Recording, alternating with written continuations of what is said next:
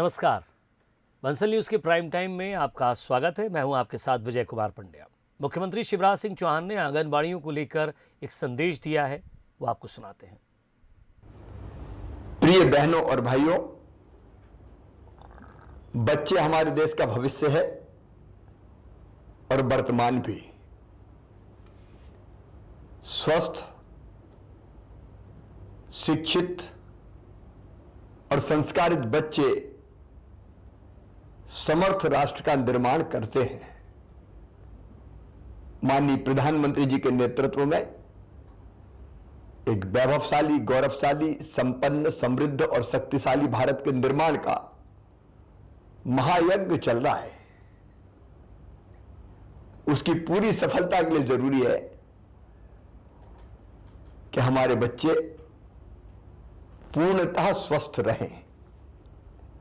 आंगनबाड़ी माध्यम है बच्चों को स्वस्थ रखने का, सुशिक्षित करने का, उनको बेहतर संस्कार देने का, उनकी बेहतर ग्रोथ का। लेकिन आंगनबाड़ी केवल सरकार की जवाबदारी नहीं है। सरकार संसाधन जुटा रही है, पोषण आहार भेज रही है, व्यवस्थाएं बना रही है, लेकिन समाज की भी तो कोई जवाबदारी है।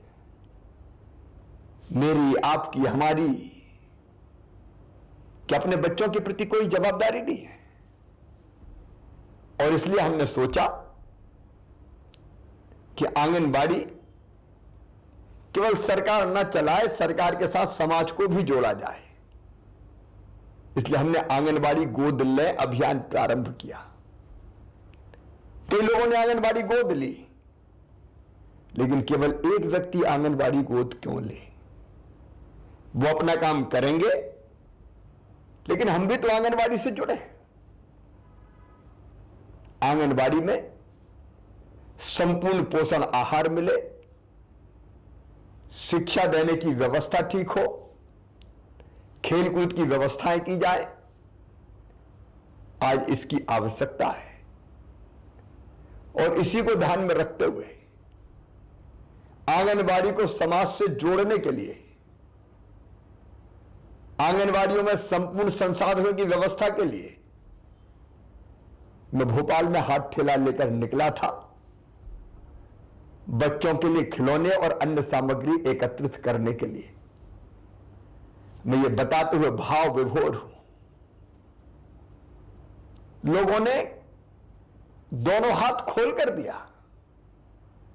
मैं तो हाथ ठेला लेकर निकला था, लेकिन खिलौनों से ट्रक भर गए।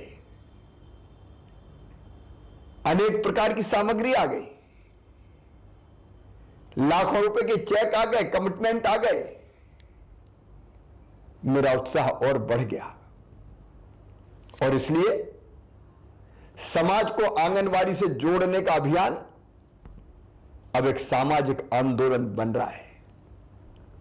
मैं आपसे विनम्र अपील करता हूं, आप भी इस अभियान से जुड़िए, आंदोलन से जुड़िए। आप आंगनबाड़ी की आवश्यकताओं की पूर्ति में सहयोग कर सकते हैं। किसान है, अनाज दे दीजिए। व्यापारी है, सामग्री दे दीजिए। उद्योगपति, सरकारी कर्मचारी, अधिकारी, अन्य काम में लगे व्यक्ति हैं, तो जो आपका सामर्थ्य हो, उस सामर्थ्य से कुछ ना कुछ आंगनबाड़ी में जरूर दें। आप, अगर आपका जन्मदिन है तो आंगनबाड़ी के बच्चों के साथ मनाएं। आप ना जाए तो वहां दूध भिजवा दे, फल भिजवा दे और कोई पोषण सामग्री भिजवा दे, पोषण आहार की सामग्री भिजवा दे। माताजी, पिताजी की पुण्य स्मृति में आप आंगनबाड़ी में भोजन करा सकते हैं। बच्चों के जन्मदिन पर भी आप आंगनबाड़ी में सामग्री भेंट कर सकते हैं। इसलिए मैं आज आपसे भावुक अपील कर रहा हूं, आंगनबाड़ी से जुड़िए, मतलब अपने बच्चों से जुड़िए, मतलब अपने देश के भविष्य से जुड़िए। और अगर आप ना जा पाए, कोई बात नहीं है, मैं उनसे आह्वान कर रहा हूं जो बच्चों के लिए सामान इकट्ठा करने के लिए निकल सकते हैं। जैसे मैं भोपाल में निकला, मित्रों, आप अपने शहर में निकलिए, अपने गांव में निकलिए, सामग्री एकत्रित कीजिए और आंगनबाड़ी को भेंट कीजिए। हर एक नहीं जा सकता, तुम सामान लेने तो जा सकते हैं। जब मैं हाथ ठेला लेके निकल सकता हूं तो आप भी निकलिए। आइए संकल्प करें, हमारे प्रदेश में हर बच्चा संपूर्ण स्वस्थ होगा, कोई अंडरवेट नहीं रहेगा, आंगनबाड़ी में पोषण आहार की कमी नहीं रहेगी, बाकी आवश्यकताओं की पूर्ति भी हम करेंगे, समाज करेगा। निकलिए, ये आंगनबाड़ी से समाज को जोड़ने का अभियान बच्चों को स्वस्थ, शिक्षित और संस्कारित बनाने का महायज्ञ है। आप भी इसमें अपनी आहुति डालिए। बहुत बहुत धन्यवाद। चलिए, बात भोपाल की करते हैं, जहां महापौर और अध्यक्ष चुनाव के अध्यादेश का गजट नोटिफिकेशन जारी किया गया है। राज्यपाल से मंजूरी मिलने के बाद गजट नोटिफिकेशन जारी किया गया है। आज ही राज्यपाल से अध्यादेश को मंजूरी मिली थी। नगरीय प्रशासन राज्य निर्वाचन आयोग को अब भेजा जाएगा।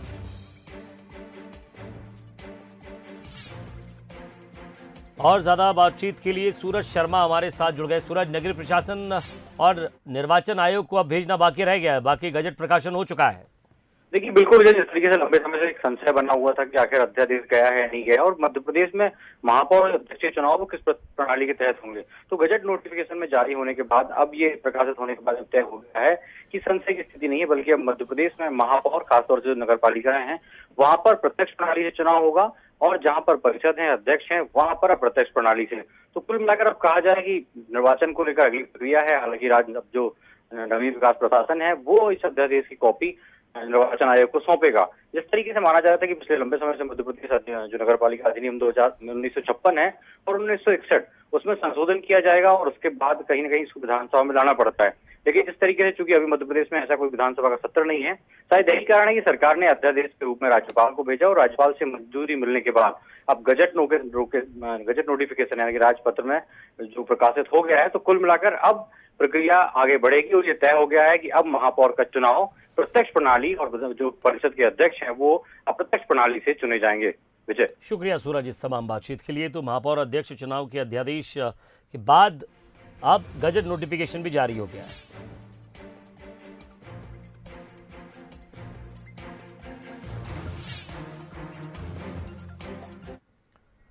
और एमपी महिला कांग्रेस की प्रदेश कार्यकारिणी की घोषणा की गई है। जिला और शहर अध्यक्षों की भी घोषणा की गई है। 54 महिला नेताओं को प्रदेश महामंत्री बनाया गया है और 58 प्रदेश सचिव बनाए गए हैं। इंदौर की हिमानी सिंह को मीडिया कोऑर्डिनेटर बनाया गया है। सभी जिलों में महिला अध्यक्ष की नियुक्तियां आज की गई हैं।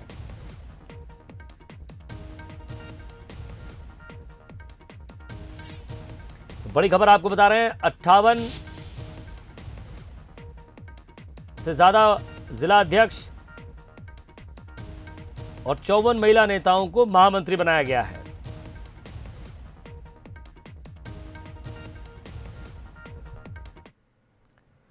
अब बात करते हैं कमलनाथ की। कमलनाथ के नेता प्रतिपक्ष पद छोड़ने के बाद एक व्यक्ति एक पद को लेकर कांग्रेस में फिर पहल हुई है। इस बार मीडिया विभाग के अध्यक्ष को पद मुक्त कर दिया गया। हालांकि इसके संकेत एक दिन पहले ही मिल गए थे, लेकिन सवाल यह है कि कांग्रेस में हो रहे परिवर्तन को किस रूप में देखा जाए। कांग्रेस में बड़े बदलाव, एक व्यक्ति एक पद की पहल। अब मीडिया विभाग के अध्यक्ष हुए पदमुक्त। क्या कांग्रेस होगी युवा युक्त? गुरुवार को पीसीसी चीफ कमलनाथ ने कांग्रेस के मीडिया विभाग को भंग कर दिया। मीडिया विभाग के अध्यक्ष जीतू पटवारी को भी अध्यक्ष पद से मुक्त कर दिया गया। यहां तक कि पूरी टीम को ही हटा दिया गया। हालांकि एक दिन पहले ही जीतू पटवारी ने एक व्यक्ति एक पद के फॉर्मूले को लेकर ट्वीट किया था, पद छोड़ने की बात कही थी।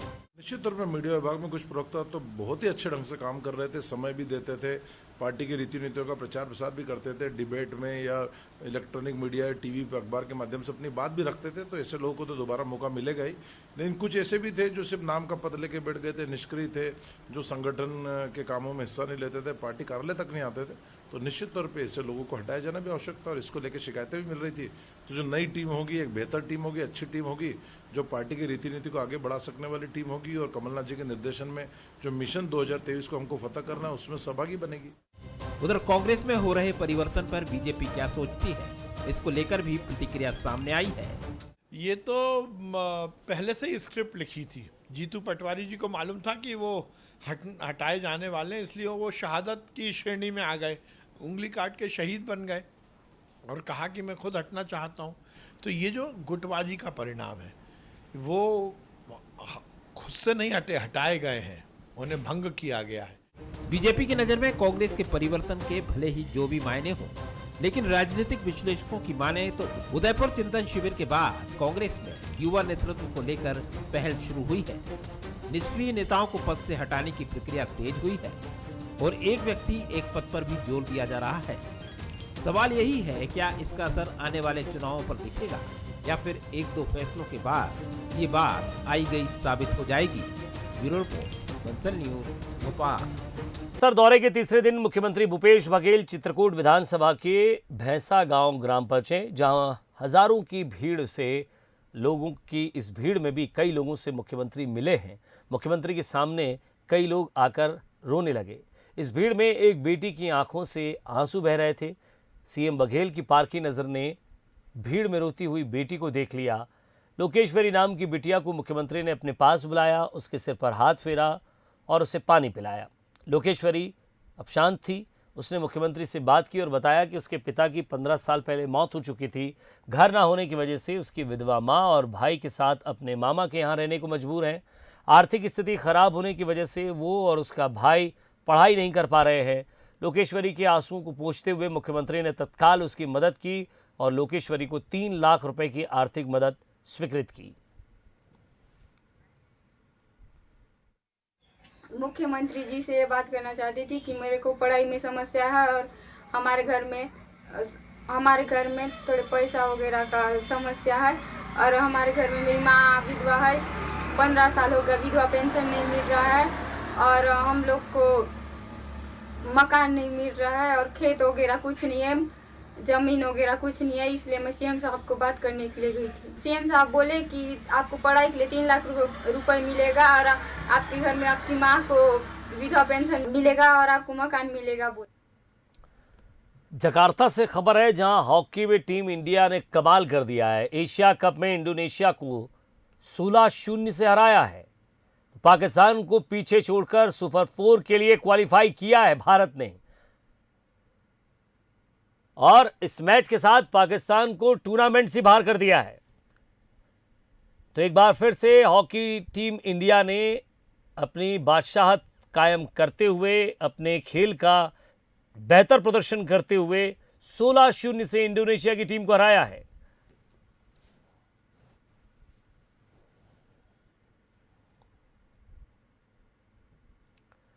और आईपीएल एलिमिनेटर के बाद क्रिकेट फैंस के बीच सिर्फ एक ही नाम की चर्चा है, रजत पाटीदार। रॉयल चैलेंजर्स बेंगलुरु के इस बल्लेबाज ने लखनऊ के खिलाफ 112 रनों की नाबाद पारी खेली। उनकी इस पारी की वजह से टीम क्वालिफायर 2 में पहुंच गई। इंदौर के रहने वाले रजत पाटीदार का यह सफर आसान नहीं रहा। देखिए कैसे इंदौर का ये रजत आज आईपीएल की सनसनी बन गया है। एमपी में रजत का कमाल, आईपीएल में छा गया इंदौर का लाल। तूफानी पारी में खड़ा किया बड़ा स्कोर, यूं ही नहीं मचा कामयाबी का शोर। आईपीएल के एलिमिनेटर मुकाबले में रॉयल चैलेंजर्स बेंगलुरु के रजत पाटीदार ने कमाल की पारी खेली।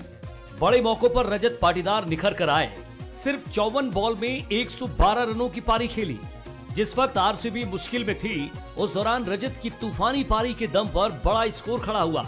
लेकिन इंदौर के रजत पाटीदार के लिए यहां तक पहुंचने का सफर आसान नहीं रहा। मैच के हीरो रहे रजत पाटीदार को इस साल हुए आईपीएल में मेगा ऑक्शन में किसी टीम ने नहीं खरीदा था। रिप्लेसमेंट के तौर पर बेंगलोर की टीम में उन्हें बीच सीजन में जगह दी गई। रजत को जब मौका मिला तो उन्होंने उसे खूब भुनाया और टीम को जीत दिलाने में बड़ी भूमिका निभाई। इंदौर के विजय क्रिकेट क्लब में अपने हुनर को तराशने वाले रजत पाटीदार ने अपना जलवा बिखेरा तो विजय क्रिकेट क्लब में भी उत्साह देखा जा रहा है। क्लब के सचिव राम अत्री का कहना है कि रजत बगैर दबाव के अपना खेल खेलते हैं।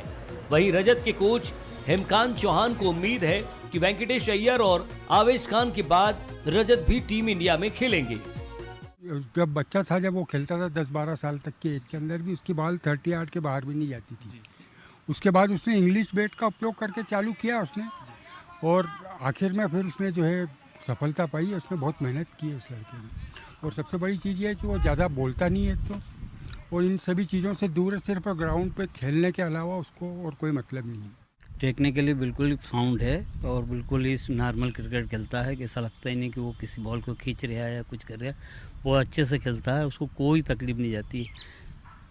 बॉल टू बॉल खेलता जाता है और जो बॉल की मेरिट है उस मेरिट के हिसाब से खेलता है। वो कभी किसी के बॉल को गलत मेरिट में खेलने की कोशिश नहीं है, इसलिए उसका अच्छा खेलने की कोशिश करता है। वो अच्छा सुंदर भविष्य, रणजी ट्रॉफी में भी अच्छा कर रही है, ऊपर भी अभी अच्छा कर रही है। कल आपने देखा उसने इनिंग बहुत अच्छी खेली है, तो इस तरह से वो धीरे धीरे अब जा रहा है, तो जरूर आएगा उस टीम में।